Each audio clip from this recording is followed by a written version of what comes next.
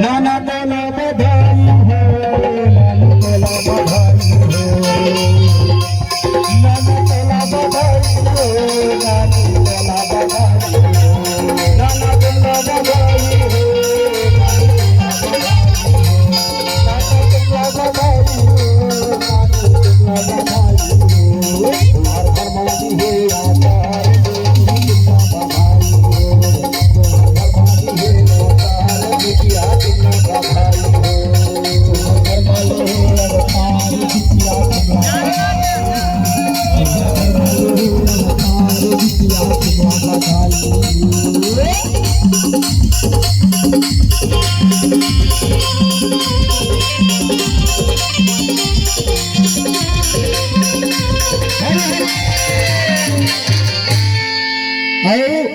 ये हमारे भाई पंडरी पानी वाले किरची वाले का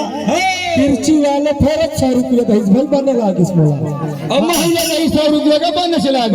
दी ज्यादा है नाना तेला बधाई है नाना तेला बधाई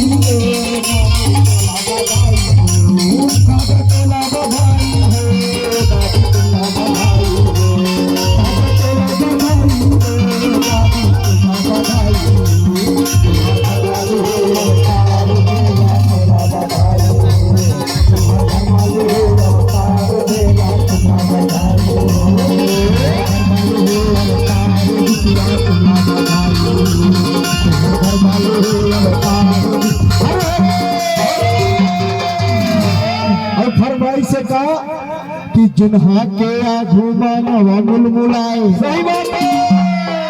वाला बात है जिन्हा का में आए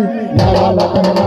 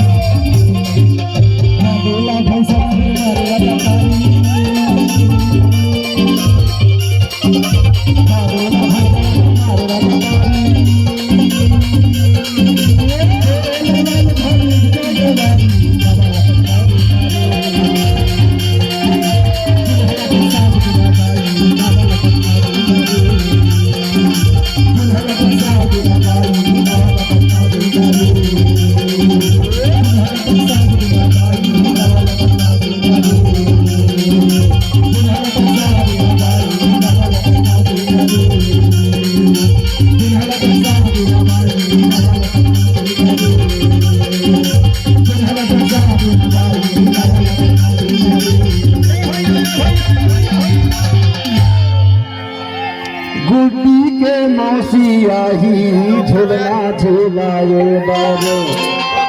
झूलना झूलाए बरो पलना झूलाए गुड्डी के मम्मी आई